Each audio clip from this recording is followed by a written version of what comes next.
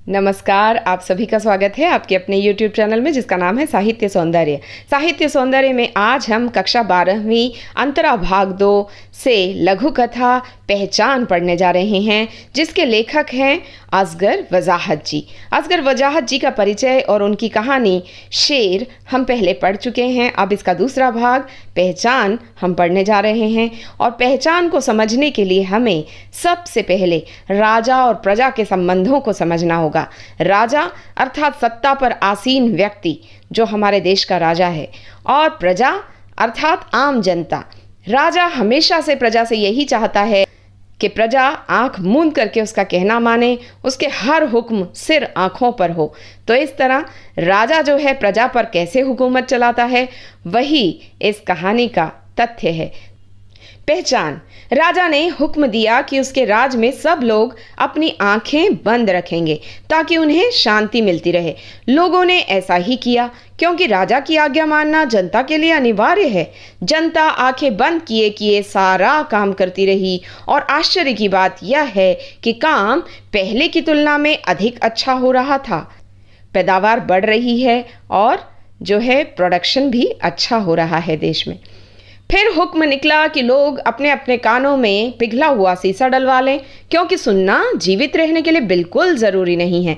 लोगों ने ऐसा ही किया और उत्पादन आश्चर्यजनक तरीके से बढ़ गया। तो यहाँ पर राजा का कहना मानकर लोगों ने पहले आंखें मूंद ली, फिर राजा का कहना मानकर कानों में पिघला हुआ शीशा डलवा लिया। पिघला हुआ शीशा अर्थात लाख गर्म होने पर सबसे ज़्यादा गुड कंडक्टर ऑफ हीट माना जाता है, अर्थात उसमें ताप बहुत अधिक हो जाता है जब वह गर्म किया जाता है। तो उसे कान में डालने से तात्पर्य यह है कि आप बहरे हो जाओ। तो यहाँ पर प्रजा ने ऐसा ही किया। राजा के हुक्म को बिल्कुल कहना मानते हुए आंखें भी बंद कर ली और कान भी बंद कर लिए। अब आंखें बंद करना और कान बंद करना यहाँ प्रतीकार्थ है इसके कि राजा के खिलाफ कोई कुछ भी नहीं सुनेगा और ना ही राजा के गलत कामों को देखेगा। अगर राजा अपने हित में या भ्रष्टाचार के कोई फैसले लेता है तो प्रजा चुपचाप आंखें बंद करके अपना काम करती रहेगी और राजा की तरफ नहीं देखेगी कि वह कौन से गलत काम कर रहा है, ना ही उसके खिलाफ किसी के मुंह से कोई बात सुनेगी। फिर हुक्म ये निकला कि लोग अपने अपने होठ सिलवा लें, क्योंकि बोलना उत्पादन में सदा से ही बाधक रहा है। अब अगला हुक्म राजा जी ने निकाला कि सब अपने अपने होठ सिलवा लेंगे, क्योंकि बोलने से काम अच्छे से नहीं होता। लोग आपस में बात नहीं करेंगे, चुपचाप मन लगाकर काम करेंगे।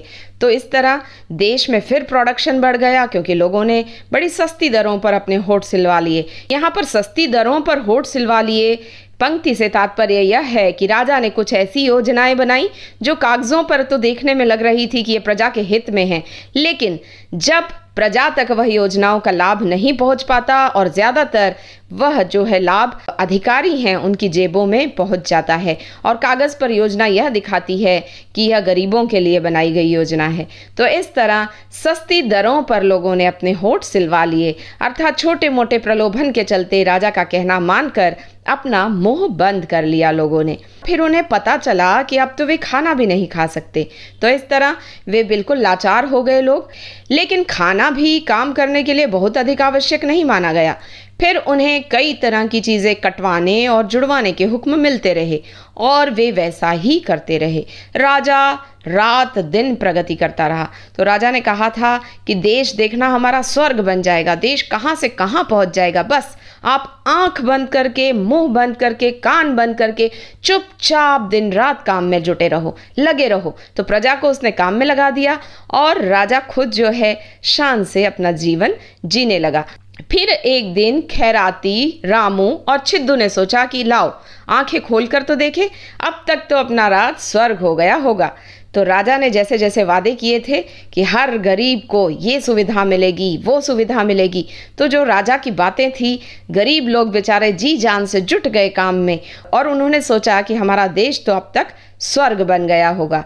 तो रामू, खैराती और छिद्दू ये आम लोगों के प्रतीक नाम यहाँ पर लेखक ने रखे हैं।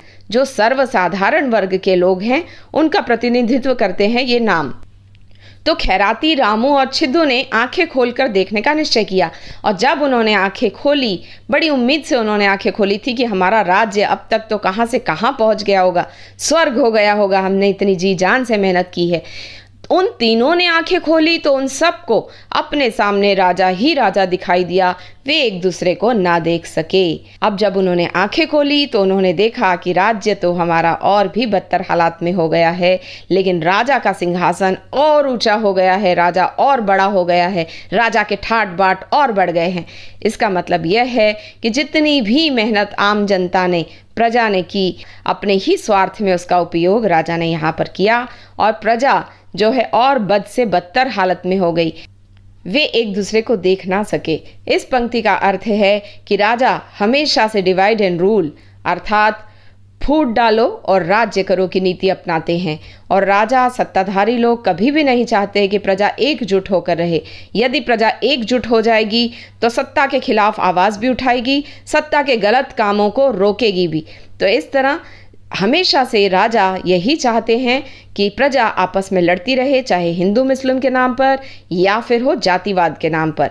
तो इस तरह जब तक प्रजा एकजुट नहीं होगी तब तक राजा उस पर शान से राज कर सकेगा और उसका राज जो है निष्कंटक होगा, मतलब उसे उसकी राजगद्दी से कोई नहीं हटा सकता।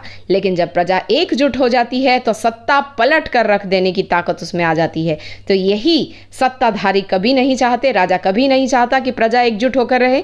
इसलिए हिंदू मुस्लिम या जातिवाद के जो है प्रपंच हर वक्त छिड़े रहते हैं, हर वक्त छेड़े रखता है राजा। तो उम्मीद करती हूँ लघु कथा आपको समझ में आई होगी। आइए जान लेते हैं इसके महत्वपूर्ण बिंदु। इस कहानी से महत्वपूर्ण बिंदु कुछ इस प्रकार है जो कि अक्सर परीक्षा में पूछे जाते हैं।